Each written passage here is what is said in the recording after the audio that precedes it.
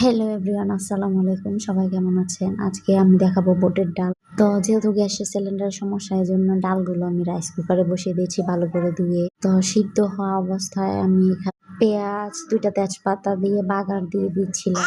বাগার আসার পরে আমি ডাউলের মধ্যে দিয়ে দিব আর ২ টা জিরা, আস্ত জিরা দিয়েছি, এই যে আপনারা দেখতেই পাচ্ছেন। তো মাঝখানে আমি লবণ দিয়ে দিয়েছি আর ১ চামচ হলুদ, ১ চামচ মরিচের গুঁড়ো দিয়ে আমি তরকারিতে তেমন মসলা খাই না। আপনারা দেখতে পাচ্ছেন এখানে আমি মানে একটা কনডেন্স মিল্কের পট কেটে নিচ্ছি। তো এটা দিয়ে আজকে আমি একটা পুডিং বানাবো কনডেন্স মিল্ক দিয়ে আর সুজি দিয়ে।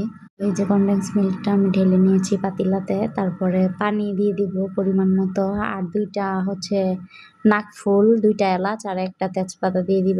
আমি এখানে আলাদা করে কোনো চিনি এড করব না। এই যে দেখতেই পাচ্ছেন সুজিটা দিয়ে দিচ্ছি। তারপরে এটা হালকা একটু লবণ দিয়ে দিলাম। ভালো করে জাল করে নিচ্ছি। গাঢ় হওয়া পর্যন্ত অপেক্ষা করব। তো বুটের ডালটা আমার আস্তে, আস্তে সিদ্ধ হয়ে গেছে। আপনারা বাসায় এভাবে ট্রাই করে দেখতে পারেন। বাচ্চাদের জন্য একটা পারফেক্ট একটা বুটের ডাল হবে। যেহেতু মসুরির ডাউলে এখন অ্যালার্জি অনেক বেশি। তো কথা বলতে, বলতে দেখেন এখানে আমি দুধটা জাল করে নিচ্ছি আর আস্তে, আস্তে আমার এই দুধটা ভারী লাগছিল। মানে সুজিটা সিদ্ধ হয়ে যাচ্ছে।